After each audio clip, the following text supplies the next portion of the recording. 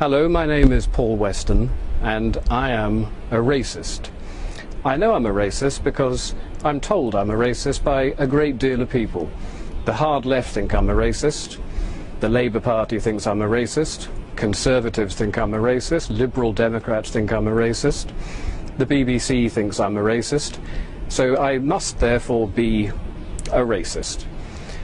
Why am I a racist? It's very simple.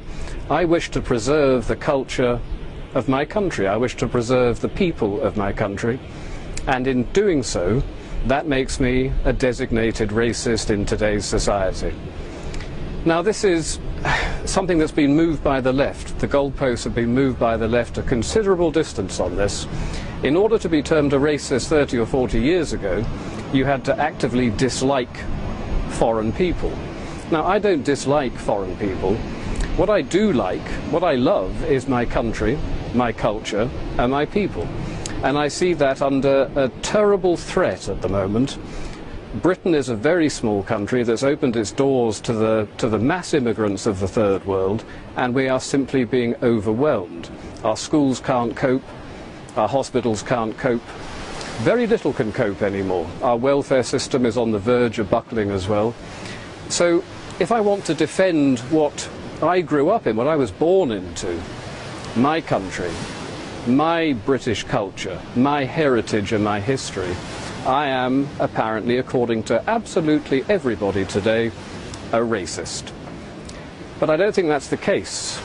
Not the case that I'm not actually a racist. I'm going to admit that full out right now, because clearly I am. I've been told by so many people I am, it simply must be true. I'm probably also an Islamophobe. A phobia is an irrational fear of something. Now, I don't have an irrational fear of Islam. I look around the world today at Syria at the moment, where almost 100,000 people have been killed in the last 2 years, where Shia Muslims are slaughtering Sunni Muslims and vice versa. I look at places like Indonesia and Egypt and China and the Philippines. Everywhere you look, you see problems with Islam. And they're violent. They are, dare I say it, to really reinforce my racist credentials, a thoroughly savage political and religious ideology. Now, many people will disagree with that. The far left, of course, will say you cannot criticize Islam because Islam is a religion, and rules have now been put into place in this country that say if you criticize it, you are guilty of inciting religious hatred. But Islam is not just a religion. Islam is a political ideology as well, and we need to call it out on the fact that it is also political. It is a culture that is both political and religious. And I would like to know if I'm able to say certain things about it. You know, we have a huge problem in this country that is not going to go away. It's going to get worse and worse and worse. We as a people are declining as a demographic, and the Islamic population is growing 9 times faster than any other. And when I look to the future, I see a full-blown religious civil war occurring in this country. The unthinkable things that are going on in somewhere like Syria today will happen in this country before 2040, certainly before 2050. And I don't want Britain to turn into a country like that. So I'm going to denounce Islam as a backward, savage political and religious ideology. And to hell with what anybody thinks about that. Because if we don't do something about it, we are going to be involved in something that most people can barely even begin to imagine in Britain. So we need to denounce it for what it is. And we need to start mounting some sort of defence against this. But the trouble with mounting a defence against it is that you get hit with the racist accusation. I'm not a racist, but.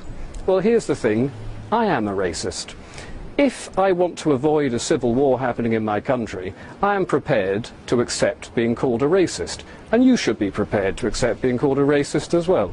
Let's all just say, yes, we're dreadful, dreadful racists, and let's start denouncing an ideology that is the most primitive, backward, savage ideology that we've willfully imported into this country, by the left, by people like Tony Blair, who did it deliberately in order to undermine our culture, our people, our country, my country.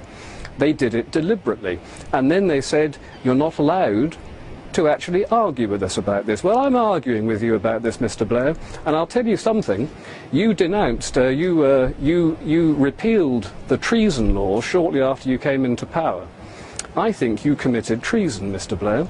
I think you committed treason when you said we are going to import the third world in order to rub the noses of the right in diversity. To me, that's treason. Your principal duty is to uphold the best interests of the people of this country. The idea that you deliberately set out to undermine us and to subvert us is an act that's criminal. It doesn't matter that you repealed the laws. Those laws can be brought back. And one day, Mr. Blair, you will be tried for treason, along with the rest of your cabinet and every single high-ranking Labour politician that allowed this criminal act to happen. And I'm going to tell you this. It doesn't matter that you can perhaps prosecute me for racism or inciting religious hatred. I don't believe in that. I believe only in one thing: the defence of my country, the defence of my people, the defence of my culture. And everything else can just go to hell. I am a racist.